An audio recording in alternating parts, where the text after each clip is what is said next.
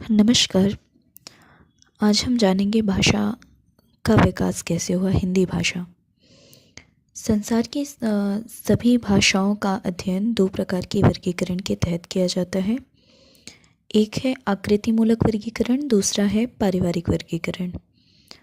इनके आधार क्या हैं? दोनों के रचना तत्व के आधार हैं। आकृति मूलक का आधार है वाक्य और पद रचना, पारिवारिक का आधार है इतिहास। अब हम जानेंगे आकृति मूलक वर्गीकरण को अन्य किन नामों से जानते हैं।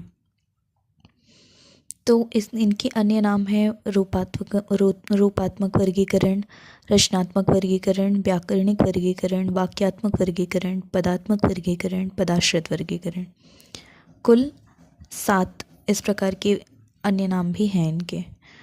और आकृति मूलक वर्गीकरण के अंतर्गत विश्व की भाषाओं का आकृति मूलक वर्गीकरण सबसे पहली बार इसका वर्गीकरण जो है प्रोफेसर श्लेगल ने किया था, जिसमें उन्होंने 2 प्रकार बताए, मतलब 2 भाग किए हैं भाषा का, अयोगात्मक और योगात्मक भाषा। अब हम जानेंगे कि पारिवारिक वर्गीकरण के अन्य नाम क्या हैं। इसमें है वंशात्मक वर्गीकरण, वंशानुक्रमिक वर्गीकरण, कुलात्मक या ऐतिहासिक वर्गीकरण। और पारिवारिक वर्गीकरण जो है ये 6 बातों के आधार पर है: पद रचना, वाक्य रचना, ध्वनि, अर्थ, शब्द और स्थानिक समीपता। जिसमें अगर हम भाषा परिवारों की बात करें तो भोलानाथ तिवारी और विल्हेम वॉन हम्बोल्ट जो हैं ये भाषा परिवारों की संख्या 13 मानते हैं। और फ्रिड्रिश म्यूलर ने भाषा परिवारों की संख्या 100 मानी है। इसी प्रकार मतलब अन्य जो हमारे भाषाविद हैं भाषा परिवारों की संख्या अलग अलग मानते हैं, पर सर्वसम्मत से एक नया ढांचा तैयार किया गया जिसमें 4 भौगोलिक क्षेत्रों के अंतर्गत 18 भाषा परिवारों को बताया गया है। 4 भौगोलिक क्षेत्र कौन से हैं वो जानेंगे हम। यूरेशिया पहला है, दूसरा अफ्रीका भूखंड, तीसरा प्रशांत महासागरीय भूखंड, चौथा है अमेरिकी भूखंड।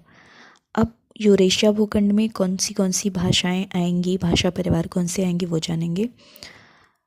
यूरेशिया भूखंड में भारोपीय मतलब भारत और यूरोपीय, दूसरा है द्रविड़ परिवार, तीसरा काकेशी, बुरुश्की, ओराल अल्ताई परिवार, चीनी परिवार, जापानी कोरियाई परिवार, अत्युत्तरी हाइपसबोरी परिवार, बाश्क परिवार और शामी हामी परिवार। कुल 10 हैं।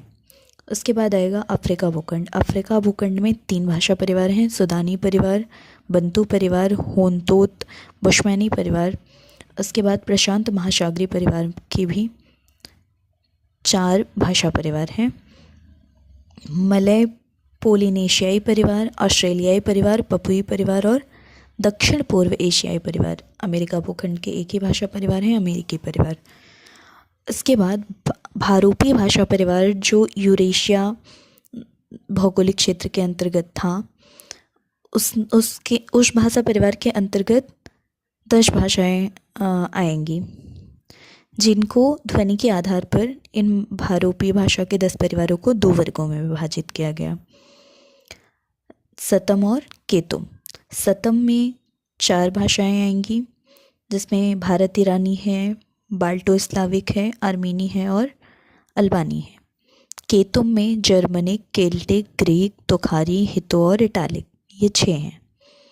अब भारत ईरानी में ईरानी भाषा, दरद और भारतीय, ये 3 वर्गीकरण हैं इनके। और ईरानी में फारसी, पहलवी, ईरानी, पश्तो, अवेस्ता, बलूची, पामीरी, ये भाषाएं ईरानी भाषा के अंतर्गत आएंगी। और बाल्टो स्लाविक में महारूशी, यूक्राइनी, चेक, स्लोवाक, वुल्गारी, पोली, सर्बो क्रोती, स्लोवेनी, ये बाल्टो स्लाविक के अंतर्गत आएंगी। और अल्बानी भाषा जो है उसे इलीरियन के नाम से भी जाना जाता है। फिर हम बात करते हैं इधर केतुम वर्ग में जर्मनिक के अंतर्गत कौन सी भाषा आएंगी। जर्मनिक के अंतर्गत जर्मन, अंग्रेजी, डच, प्लेमी को बेल्जियम भी बोलते हैं, आइसलैंडी, डेनी, नॉर्वे, स्वीडी। केल्टिक में Irish, Scotch Gaelic, Welsh, Britain या फिर ब्रेतो, कॉर्निश, ये भाषाएं केल्टिक में आएंगी। ग्रीक को हम हेलेनिक भाषा भी बोलते हैं, हितो को हिटाइट भाषा भी बोलते हैं। इटालिक जो है उसमें इतालवी, फ्रांसीसी, स्पेनी, पुर्तगाली और रोमन ये भाषाएं आएंगी। ये था भाषा का सामान्य परिचय। भारतीय आर्य भाषा और हिंदी भाषा के बारे में आगे बात करेंगे।